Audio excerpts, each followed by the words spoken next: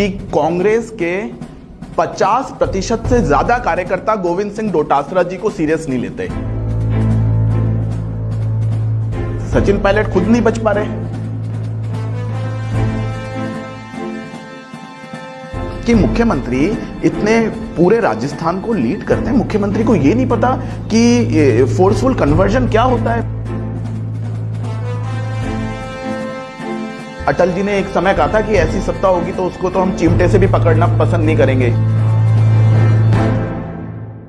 कुछ लोग वक्त के सांचों में ढल जाते हैं, कुछ लोग वक्त के सांचे ही बदल जाते हैं।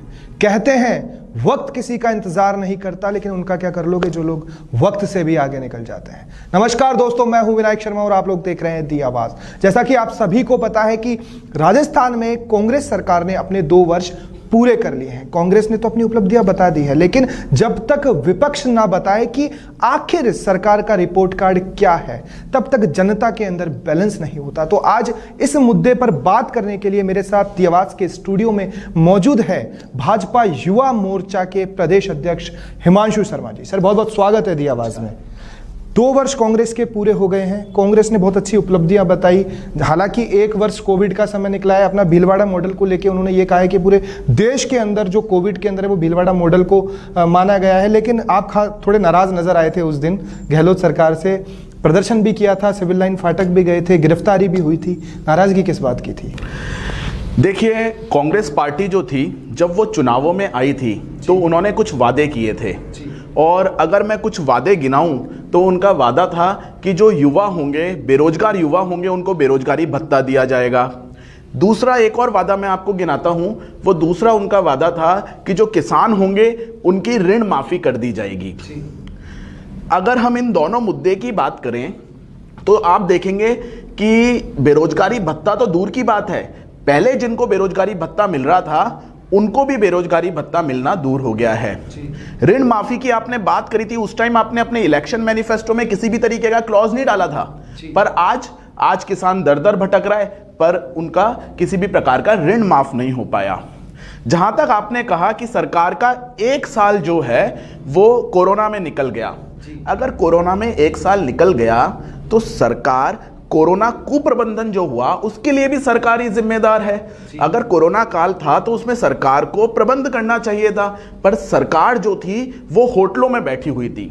तो सरकार की जो सबसे बड़ी उपलब्धि है, मैंने उस दिन धरने के दौरान भी गिनाई, वो यह है कि इस सरकार ने गिरते पड़ते अपने 2 साल पूरे कर लिए। जी, जब इन सारे मुद्दों पे जब हमने कांग्रेस के प्रदेश अध्यक्ष गोविंद सिंह डोटासरा जी से बात की तो उनका जो कहना था वह मैं आपको बता देता हूं कि 1 वर्ष तो बीजेपी ने हमें डिस्टर्ब किया है। बीजेपी ने यहाँ सरकार तोड़ने की कोशिश की है, सियासत इस प्रकार की है जो मध्य प्रदेश के अंदर की गई और भी अन्य राज्यों के अंदर की गई। तो भारतीय जनता पार्टी खरीद फरोख्त की राजनीति करती है, यहाँ पर फूट डालने की राजनीति करती है। तो जो वादे हमने मैनिफेस्टो में किए थे वो हम पूरे करते, उससे पहले तो सरकार का ध्यान है वो भाजपा ने दूसरी तरफ भटका दिया। इस पर क्या कहना है? देखिए, आपने गोविंद सिंह डोटासरा जी को कोट किया तो मैं निसंकोच आपको ये बताना चाहूंगा कि कांग्रेस के 50% से ज्यादा कार्यकर्ता गोविंद सिंह डोटासरा जी को सीरियस नहीं लेते, पर आप उनको सीरियस ले रहे हैं, पब्लिक उनको सीरियस नहीं लेती। तो उसके बाद गोविंद सिंह डोटासरा जी को कोर्ट करने का तो कोई कारण नहीं बनता, पर उसके बाद भी आज ऐसी पार्टी क्यों बन गई कि उसको हम लोग डिस्टर्ब कर रहे हैं, और वो डिस्टर्ब हो रही है, वो उनके खुद के कर्मों से डिस्टर्ब हो रहे हैं, हम उनको डिस्टर्ब नहीं कर रहे। अच्छा, आपने कहा उनको सीरियस नहीं लेते। उनका कहना है कि रामदास अठावले जो केंद्रीय मंत्री हैं और भाजपा के अन्य नेता हैं वो जोकर हैं, वो सिर्फ एंटरटेनमेंट करने का काम करते हैं, कोई मुद्दों की बात नहीं करते हैं। इस पर क्या कहना है? फिर उनके राष्ट्रीय अध्यक्ष जो थे पहले के, वो राहुल गांधी, और जो अभी कतार में है राहुल गांधी, उनके बारे में पूरा समाज क्या कहता है वो उसको देखें। उनको अपनी पार्टी में झांकने की आवश्यकता है। हम तो आज भी राहुल गांधी जी को जोकर नहीं कह रहे। मैं आपके चैनल के माध्यम से यह सभी को स्पष्ट कर देना चाहता हूं कि मैं राहुल गांधी जी को जोकर नहीं कहता, पर अब समाज क्या कहता है, लोग क्या कहते हैं, उसमें मैं कुछ नहीं कर सकता। अब गोविंद सिंह डोटासरा जी दूसरों को जोकर कहें और लोग उन पर रिलाय नहीं करते, उन पर ट्रस्ट नहीं करते। गोविंद सिंह डोटासरा जी को यह करना चाहिए कि अगर कांग्रेस के कार्यकर्ता उनकी सुने तो गोविंद सिंह डोटासरा जी को अपने संगठन पे कंसंट्रेट करना चाहिए, इस तरीके की फिजूल की बातें नहीं करनी चाहिए। अच्छा, बीच में जो एक ये प्रकरण हुआ राजस्थान की राजनीति के अंदर 34 दिनों का, जहां पर सरकार को भी होटल्स के अंदर रहना पड़ा, तो वहीं सचिन पायलट साहब है, उनका अड्डा हरियाणा था, तो कहीं ना कहीं वहां पे सरकार भारतीय जनता पार्टी की है, मनोहर लाल खट्टर साहब मुख्यमंत्री है, तो यह भी माना जाता है जब एसओजी गई तो उसको भी वहां पर अलाउ नहीं किया गया, तो कहीं ना कहीं भारतीय जनता पार्टी की कोई ना कोई दाल तो गल रही थी पायलट साहब के साथ। देखिए, एसओजी गई, और एसओजी किस लिए गई? क्योंकि वो राजस्थान के उप मुख्यमंत्री को पकड़ने गई। तो ये तो एसओजी के बीच में, राजस्थान सरकार के बीच में और वहां के उप मुख्यमंत्री के बीच का मामला था। अब इनके बीच क्या ऐसा हो सकता है कि राजस्थान के उप मुख्यमंत्री को बचाने के लिए और सचिन पायलट जैसे इतने बड़े नेता को बचाने के लिए भारतीय जनता पार्टी की कोई सरकार सामने आएगी? सचिन पायलट खुद नहीं बच पा रहे। तो ये तो बकवास बात है कि भारतीय जनता पार्टी की कोई सरकार आएगी, सचिन पायलट को प्रोटेक्ट करेगी, ऐसा कैसे पॉसिबल है? ये सब तो ये है कि कयास हैं, अशोक गहलोत कहते रहें, गोविंद सिंह डोटासरा उनकी बातों में हाँ करते रहें, पर ऐसा संभव नहीं है कि सचिन पायलट जाएंगे और बोलेंगे साहब हमको बचाओ, हमारी सरकार। ऐसा नहीं है। और अगर ऐसी स्थिति है तो फिर कांग्रेस कमजोर है।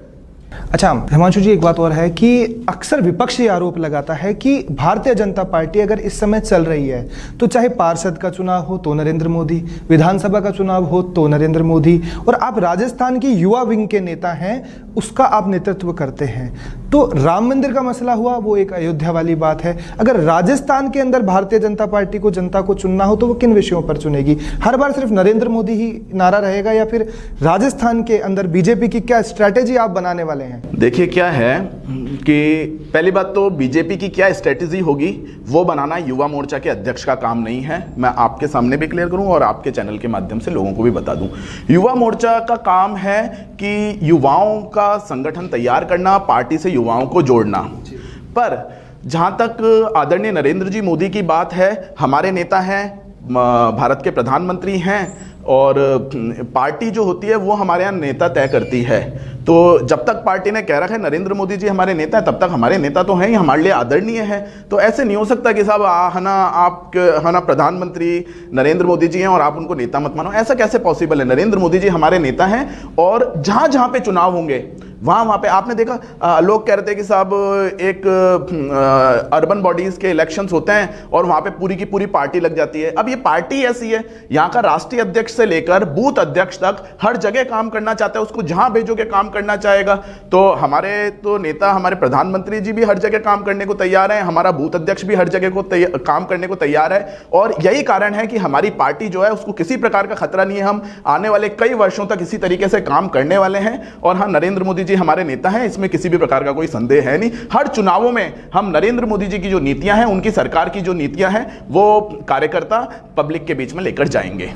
अक्सर ये आरोप भी लगाया जाता है अदर पार्टी के द्वारा कि राजस्थान के अंदर भाजपा के अंदर ही अपने आप में एक बड़ी फूट है, इसलिए प्रदेश अध्यक्ष का भी नाम तय करने के अंदर बहुत समय लग गया था। और अब वसुंधरा राजे का अपना एक अलग ट्रैक है, सतीश पूनिया का अपना एक अलग ट्रैक है, और जब आज वसुंधरा राजे नेतृत्व में नहीं है, उसके बाद ही घनश्याम तिवारी जैसे नेता भारतीय जनता पार्टी के अंदर आ रहे हैं। तो इस फूट के बारे में क्या कहना? देखिए, ये कहना गलत है कि वसुंधरा राजे जी नेतृत्व में नहीं है।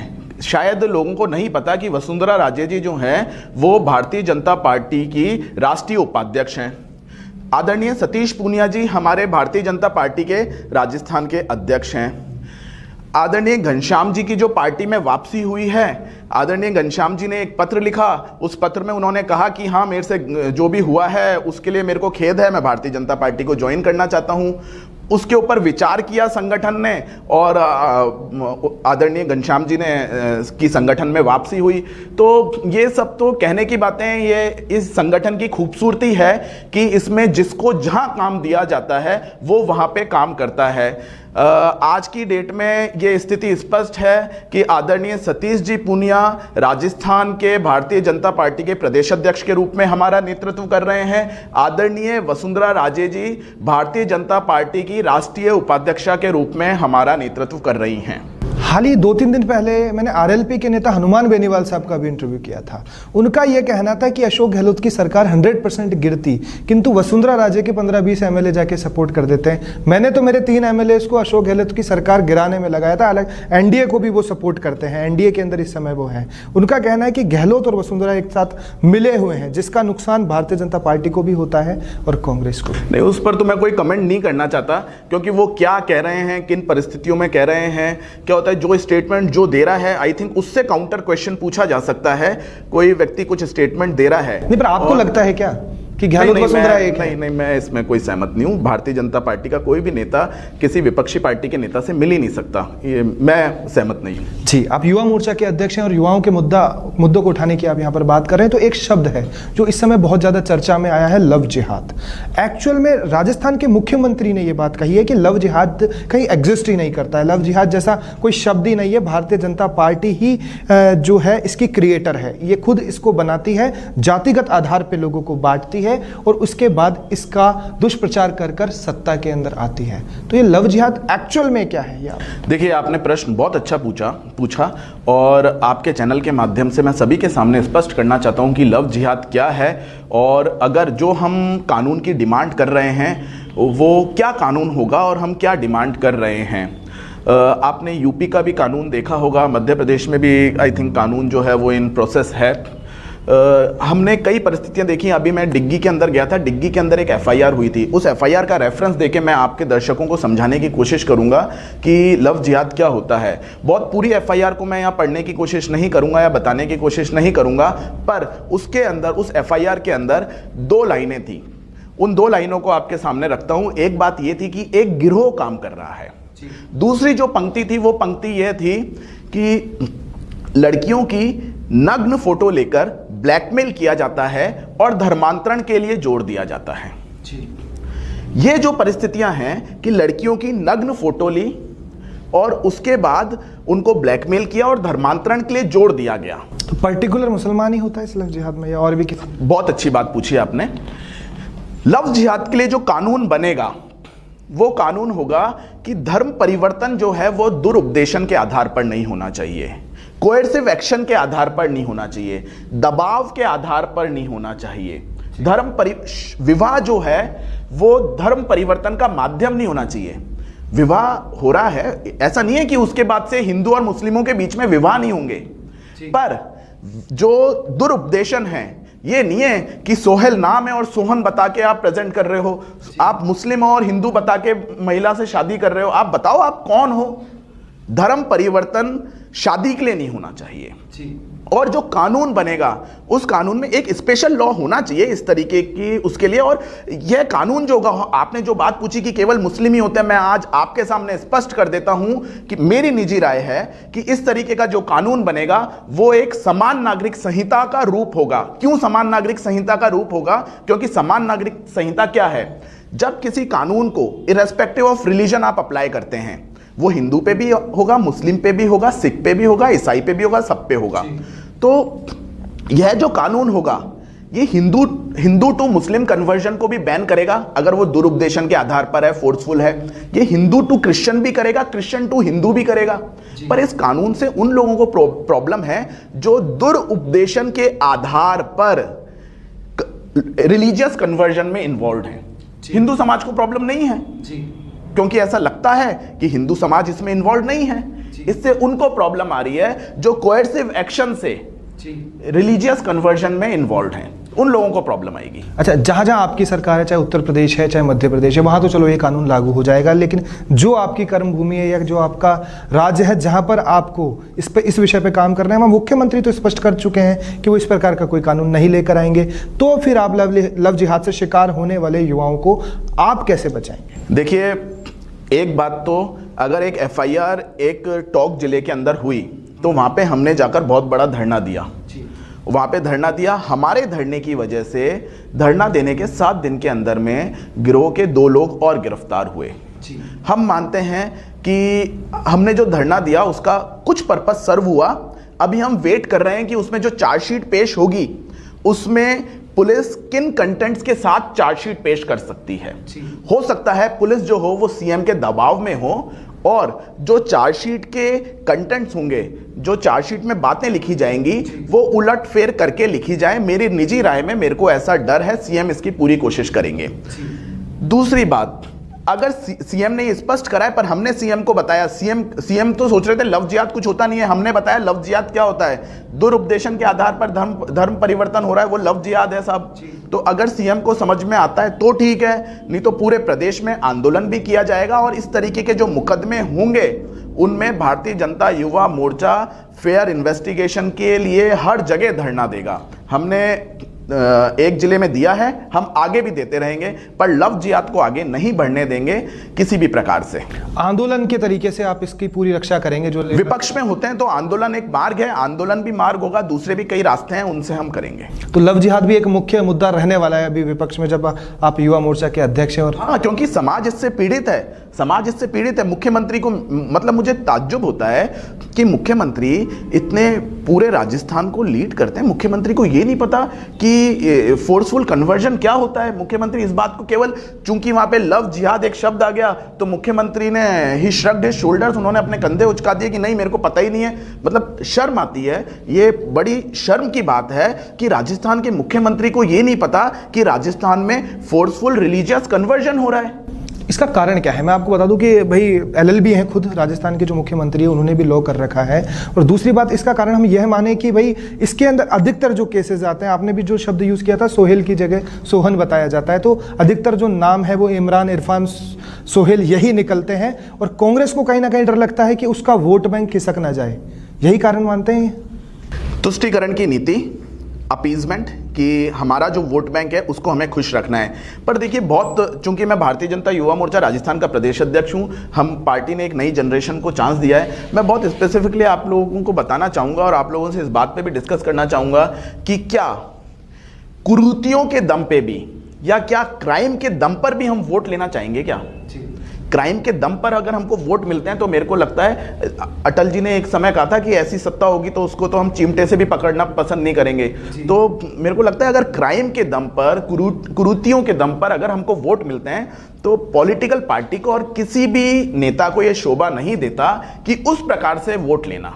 वोट लिए जाए डेवलपमेंट के बेसिस पे लीजिए। आप बताइए कि आप उस समाज के लिए क्या कर सकते हैं, आप उनको समझाइए कि देखिए फोर्सफुल कन्वर्जन गलत नहीं है। हम जो कानून बनाएंगे, और मैं आपको बताऊं वो जो कानून होगा, यूपी के कानून का अगर अध्ययन करेंगे तो उसमें पता चलेगा कि केवल ऐसा नहीं है कि फोर्सफुल कन्वर्जन को रोका गया है, जबकि कन्वर्जन को रेगुलेट भी किया गया है। किस तरीके से कन्वर्जन होगा, ऐसा नहीं कि कानून आ जाएगा तो हिंदू टू मुस्लिम और मुस्लिम टू हिंदू जो होगा कन्वर्जन रुक जाएगा, रुकेगा नहीं, पर वो रेगुलेट होगा, वो विलफुल होगा।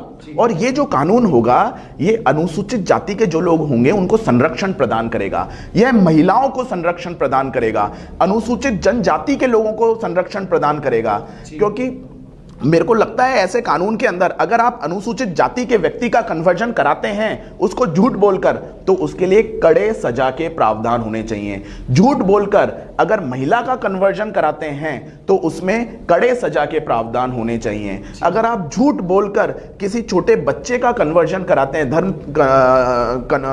धर्मांतरण कराते हैं, तो उसमें कठोर सजा के प्रावधान होने चाहिए। तो यह अनुसूचित जाति के लोगों को, अनुसूचित जनजाति के लोगों को और महिलाओं को संरक्षण प्रदान करेगा ऐसा कानून।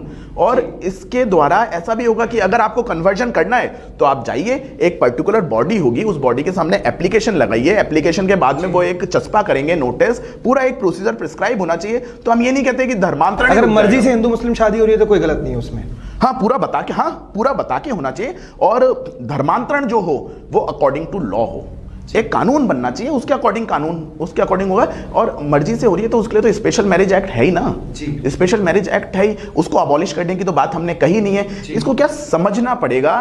और चूंकि लोगों की इंटेंशन मर्जी से शादी करने की है ही नहीं, लोगों की इंटेंशन तो ये है कि कैसे ना कैसे करके लव जिहाद को बढ़ाया जाए। तो ये क्या फायदा मिलता है जो आप बता रहे हैं, ये जो सोहेल होते हैं या जो भी इस प्रकार के लड़के होते हैं जो लव जिहाद की कैंपेन से जुड़े हुए होते हैं, आपके रिसर्च के अनुसार या आपने जितना भी इस पे काम किया, इनको क्या फायदा होता है ये करने में? देखिए, फायदा हो नहीं हो पता नहीं क्या है, पर कुछ टॉक्सिक मानसिकता है। ऐसा भी कहा जाता है कुछ पैकेज होता है कि इस धर्म की लड़की को लाएंगे तो इतने लाख मिलेंगे, इस धर्म जाति की लेके आएंगे तो ये, ऐसा भी जो देखिए ऐसी रिपोर्ट्स हैं सोशल मीडिया पर, ऐसी रिपोर्ट्स हैं कि इस तरीके के अभियान चलते हैं। पर मैं ये मानता हूं कि यही तो हुआ, फोर्सफुल कन्वर्जन यही हुआ ना, दुरुपदेशन के आधार पर। अगर आज कोई किसी के पास जाता है और कि आपको इतने पैसे दे देंगे आप कन्वर्ट हो जाइए, पैसों से कन्वर्जन नहीं होता ना, किसी की उस धर्म में आस्था होनी चाहिए। और आज भी आपके चैनल के माध्यम से बताना चाहूंगा, हम कोई इस्लाम विरोधी नहीं है, हम इस्लाम विरोधी नहीं है, पर क्या होगा, रिलीजियस कन्वर्जन वो हो, वो इच्छा के आधार पर हो, दोनों की इच्छा होनी चाहिए, तब कन्वर्ट होंगे। ऐसे नहीं कि फोर्सफुल कन्वर्ट आप करना चाह रहे हो। फोर्सफुल कन्वर्जन राजस्थान में इसको लेके कोई ऑनलाइन कैंपेन भी आपने चलाया? हम लोगों ने चलाया था, हमें बहुत अच्छा रेस्पॉन्स मिला पूरे समाज से। और वो उसका जो मुख्य उद्देश्य था वो ये था कि समाज का जो प्रत्येक व्यक्ति है उसको भी जागरूकता फैले, उसको भी पता चले क्या है हमारे आसपास के एरियाज में, क्या है, क्या होता है।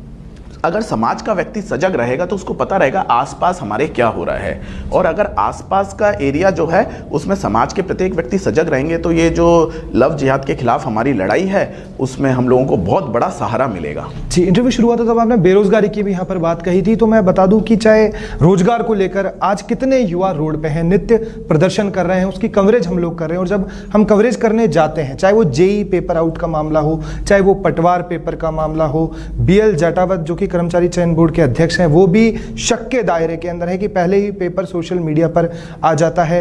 उसको लेके युवाओं की अपेक्षा होती है कि विपक्ष उनका साथ दे, और विपक्ष के अंदर युवा विंग के नेता इस समय आप हैं, तो क्या आप रोडों पे जाके उन बच्चों के लिए भी आंदोलन? बिल्कुल, क्या हुआ, हमारी पार्टी इस पर काम करने का पूरा विचार किया, और जितने भी हमारे पास डेलीगेशंस आ रहे हैं उनसे हम रेगुलर मिल रहे हैं, सरकार को हम पत्र लिख रहे हैं। और आपने देखा होगा सतीश जी पुनिया ने भी, हमारे जो प्रदेश अध्यक्ष, उन्होंने बहुत सारे पत्र लिख चुके हैं सरकार को। और अगर अब सरकार नहीं जागी तो हम सभी लोगों को उनके साथ आना पड़ेगा और यहाँ पे बड़े धरने करने पड़ेंगे। हम लोग ये सोचते हैं कि अगर सरकार पत्र के माध्यम से जाग जाए, अगर हम सरकार से मिलते हैं, सरकार उससे जाग जाए तो बहुत अच्छा है। हम नहीं चाहते कि राजस्थान का जो युवा है वो सड़कों पर आकर इस तरीके से संघर्ष करे, क्योंकि उन लोगों को नौकरी के लिए अपने संघर्ष करना पड़ रहा है। तो अगर सरकार उसके बाद भी नहीं मानेगी और जब पानी सर के ऊपर निकल जाएगा तो हमको सड़कों पे आना पड़ेगा। और जो राजस्थान का जो युवा है उसके लिए काम करने के लिए पार्टी ने मुझे दायित्व दिया है। मेरा पहला धर्म बनता है कि मैं उनके लिए खड़ा रहूं, और मैं खड़ा रहूंगा। जेई पेपर आउट का जो मामला है उसकी जांच एसओजी को दी गई है।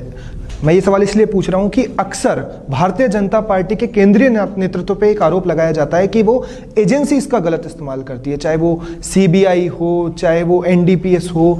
तो राजस्थान की एसओजी और एसीबी पे कितना विश्वास जनता को करना चाहिए, इन विद्यार्थियों को करना चाहिए, इन युवाओं को करना चाहिए? देखिए, इस जो एसओजी के सामने इन्वेस्टिगेशन है, मुझको लगता है एसओजी जो है उसको निष्पक्ष कार्रवाई करनी चाहिए। और अब बोलेंगे कि साहब निष्पक्ष कार्रवाई क्या होती है? निष्पक्ष कार्रवाई केवल वही हो सकती है कि एसओजी, ऐसा नहीं है केवल एसओजी को कार्रवाई दे दी और इसको ठंडे बस्ते में डाल दिया। इसको ठंडे बस्ते में डाल दिया, इसका मतलब कुछ ना कुछ मिलीभगत है सरकार की और एसओजी की। हम आशा करते हैं, और ये आशा सिर्फ शब्दों की आशा नहीं है, हमारा राइट है कि एसओजी जो है इसको बहुत जल्दी से इन्वेस्टिगेशन को कंप्लीट करे और सामने लाए कि क्या तथ्य हैं और क्या परिस्थितियां हैं, और जो भी गिल्टी है उसको अरेस्ट भी किया जाना चाहिए, चार्जशीट पेश होनी चाहिए और उसके आगे काम होना चाहिए। पर अगर एसओजी ने इसको लंबे समय तक लटका के रखा तो इसका मतलब ये है कि दाल में कुछ काला है। कांग्रेस के ऑडियो प्रकरण के बाद भी विश्वास किया जा सकता है एसओजी पे?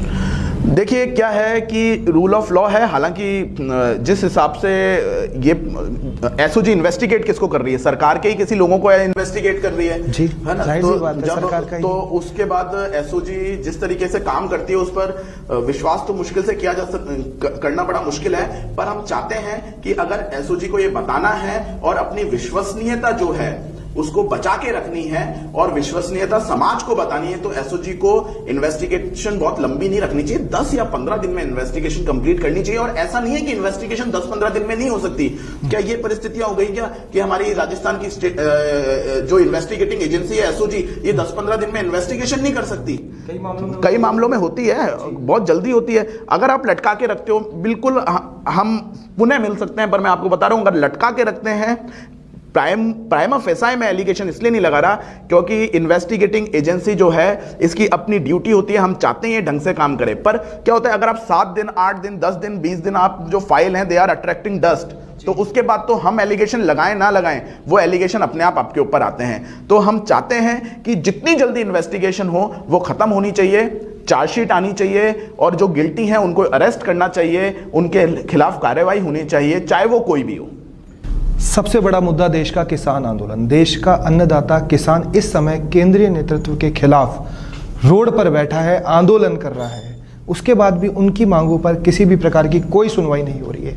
इस विषय में आपका क्या कहना है? यह बात सही है कि किसान रोड पर है, यह बात गलत है कि उनकी मांग पर किसी भी प्रकार की कार्रवाई नहीं हो रही है। जो किसानों का डेलीगेशन है उसके साथ सेंट्रल गवर्नमेंट जो है ना, मिनिस्टर्स जो हैं उन लोगों की मीटिंग हुई है। इसके अलावा मैं आपके समक्ष ये भी लाना चाहूँगा कि अभी हमारे जो कृषि मंत्री हैं आदरणीय तोमर जी, उनका भी एक पत्र था और जो एजिटेशन है उससे ज़्यादा मैं बात करना चाहूँगा कि अगर जो किसान कानून है उस किसान कानून को अगर डिस्कस किया जाए तो सरकार बहुत क्लियर कर चुकी है कि मंडियां बंद नहीं होनी है किसी भी प्रकार से। जो एमएसपी पे खरीद जारी रहेगी, तो जब वो खरीद जारी रह रही है, मंडियां नहीं बंद हो रही हैं, तो उसके बाद सरकार ने सब कुछ एक्सप्लेन कर दिया। इवन सरकार ने ये भी कहा है कि जो कोर्ट के द्वार बंद किए थे, हालांकि मैं पर्सनली मानता हूं कि कोर्ट के जो द्वार बंद किए थे हो सकता है उधर ज़्यादा जल्दी न्याय मिल जाए, कलेक्टर वाली जो लाइन थी, पर अगर किसानों की ये मांग है कि कोर्ट के रास्ते खुलने चाहिए तो उस पत्र में ये भी लिखा है कि कोर्ट के भी रास्ते खोल देंगे। तो जो जो उनकी मांग थी, जिन मांग को लेकर ये आंदोलन शुरू हुआ था, उन सब पे तो सरकार राजी है। तो और उस कानून को अगर आप पढ़ेंगे तो वो कानून कहीं पे भी पुरानी व्यवस्था को प्रोहिबिट नहीं कर रहा, पुरानी व्यवस्था को कहीं पे भी नहीं रोक रहा, ये नए रास्ते खोल रहा है, नए आयाम खोल रहा है। तो उसके बाद तो मेरे को लगता है कानून जो है वो किसानों के पक्ष में है। और हाँ, इस कानून पे बहुत अच्छा डिस्कशन भी होना चाहिए, बहुत अच्छा डिस्कशन होना चाहिए। लोगों को प्रचार नहीं कर पा रही है कि बीजेपी, क्योंकि बीजेपी का सबसे जो स्ट्रांग पॉइंट है वही है प्रमोशंस। बीजेपी की चाहे कोई छोटी सी बात हो उसका प्रमोशन बड़े अच्छे से होता है, तो क्यों उन किसानों को नहीं समझा पा रहे हैं? देखिए, पार्टी अपने स्तर पर कोशिश कर रही है, हम लोग भी, मोर्चा भी है ना, राजस्थान के अंदर अलग अलग जगह कार्यक्रम चला रहा है। आदरणीय तोमर साहब का जो पत्र है उसको अलग अलग जगह पहुंचाया गया है। हमारी कोशिश की गई है कि आम जन तक पहुंचे, इसकी रीच बहुत ज़्यादा हो। हम अपने स्तर पर कोशिश कर रहे हैं। आगामी जो एक आने वाला सप्ताह है इसमें भी अलग अलग कार्यक्रम रहने वाले हैं। किसान चौपाल आयोजित की जा रही हैं अलग अलग जगह, हम लोग मिल रहे हैं किसानों से और मेरे को आशा है कि बहुत ही जल्द ये जो मामला है ये सुलझ जाएगा। और मुझको लगता है कि सरकार जो है वो अन्नदाता के साथ है, इसमें किसी भी कुछ मिसअंडरस्टैंडिंग हो सकती है। किसी भी तरीके की सरकार जो है वो अन्नदाता के विरोधी नहीं हो सकती। और नरेंद्र मोदी जी तो हमारे किसानों के लिए बहुत काम करने वाले व्यक्ति हैं। उन्होंने देखा है, नरेंद्र मोदी जी का अपना संघर्ष है, उन्होंने हर समाज के लोगों के साथ काम किया है, हर तबके के लोगों के साथ काम किया है। नरेंद्र मोदी जी की सरकार और भारतीय जनता पार्टी की सरकार कभी ऐसा विचार नहीं कर सकती, कभी ऐसा काम नहीं कर सकती कि किसानों के लिए कुछ गलत हो जाए। कोविड के अंदर युवा मोर्चा का क्या रोल राजस्थान में रहने वाला है? एक विषम परिस्थिति राज्य के सामने, तो सरकार तो कर ही रही है, मेडिकल स्टाफ्स कर ही रहे हैं, डॉक्टर्स कर ही रहे हैं, लेकिन युवा मोर्चा जो अपने आप में एक एनर्जेटिक टीम मानी जाती है और लोगों की अपेक्षाएं भी होती है। ये भी बहुत अच्छा प्रश्न है और इस प्रश्न के माध्यम से, इस प्रश्न का उत्तर देते समय मैं आपको बताना चाहूँगा कि जब कोविड आया, लॉकडाउन हुआ, तो और कांग्रेस सरकार जो थी वो तो थी होटलों में, और जो कांग्रेस पार्टी थी उसके दफ्तर जो थे उन पे लगे हुए थे ताले। उस समय पे भारतीय जनता पार्टी और भारतीय जनता युवा मोर्चा के जो कार्यकर्ता थे वो सड़कों पे भोजन के पैकेट्स डिस्ट्रीब्यूट कर रहे थे, मास्क डिस्ट्रीब्यूशन का कार्य चल रहा था, सैनिटाइजर डिस्ट्रीब्यूशन का कार्य चल रहा था और एक बहुत बड़े स्तर पर, व्यापक स्तर पर काम कर रहे थे। आज भी पार्टी जो है, पार्टी ने उस समय अपना काम नहीं रोका, पार्टी ने अपना काम वर्चुअली स्टार्ट किया। हर जिलों में काम हुआ, वर्चुअल काम हुआ, अलग अलग ऐप्स के माध्यम से काम हुआ। और ये जो समय समय चल रहा है, इस समय भी हम लोगों की कोशिश रहती है कि सोशल डिस्टेंसिंग के साथ हम काम करते रहें और जो जो समाज की आवश्यकताएं हैं उन समाज की आवश्यकताओं पे हम खरे उतरते रहें, हम उनको पूरा करते रहें। पर आज मैं आपको बताना चाहूँगा कि अगले 100-200 साल बाद जब इतिहास लिखा जाएगा और यह कहा जाएगा, और ये प्रश्न कोई इतिहासकार अगर ये प्रश्न करेगा या अपनी पुस्तक में लिखेगा कि ऐसा कौन सा राजनीतिक दल था जो कोविड के समय भी काम कर रहा था, तो आपको जान के ये हर्ष होगा कि ये भारतीय जनता पार्टी और भारतीय जनता युवा मोर्चा के कार्यकर्ता थे जो कोविड के समय भी अपनी जान पर खेलकर आम जन की रक्षा, उनके पेट की पूर्ति हो जाए, इसके लिए काम कर रहे थे। 100 साल बाद जब इतिहास लिखा जाएगा तो हमारे मोर्चे के और हमारी पार्टी के नेताओं का और कार्यकर्ताओं का नाम वहाँ पे होगा। बहुत बहुत धन्यवाद हिमांशु जी दी आवाज़ से बात करने के लिए। तो अभी हमने हिमांशु शर्मा जी से बात की तमाम मुद्दों पे जो प्रश्न आम जनता के दिमाग में होते हैं, जहन में होते हैं और वह उस पर आंसर जानना चाहते हैं, जवाब जानना चाहते हैं। तो यहाँ लव जिहाद को लेके भी इन्होंने कुछ पॉइंट्स स्पष्ट किए और इस पे पूरे प्रदेश के अंदर युवा मोर्चा काम करेगा, यह भी इन्होंने अपनी बात रखी। तो वहीं जो छात्र विद्यार्थी रोडों पर हैं उनके लिए भी आंदोलन की स्ट्रैटेजी बनाई जाएगी अगर सरकार उनकी मांगों को नहीं मानते हैं। तो और भी तमाम मुद्दों की जानकारी के लिए आप लोग दी आवाज़ से जुड़े रहिए, देखते रहिए। हम लोग भी इसी तरीके से जनहित में आप लोगों के लिए खबरें करते रहेंगे। नमस्कार, जय हिंद, जय भारत। कि कांग्रेस के 50% से ज्यादा कार्यकर्ता गोविंद सिंह डोटासरा जी को सीरियस नहीं लेते। सचिन पायलट खुद नहीं बच पा रहे कि मुख्यमंत्री इतने पूरे राजस्थान को लीड करते हैं, मुख्यमंत्री को यह नहीं पता कि फोर्सफुल कन्वर्जन क्या होता है। अटल जी ने एक समय कहा था कि ऐसी सत्ता होगी तो उसको तो हम चिमटे से भी पकड़ना पसंद नहीं करेंगे।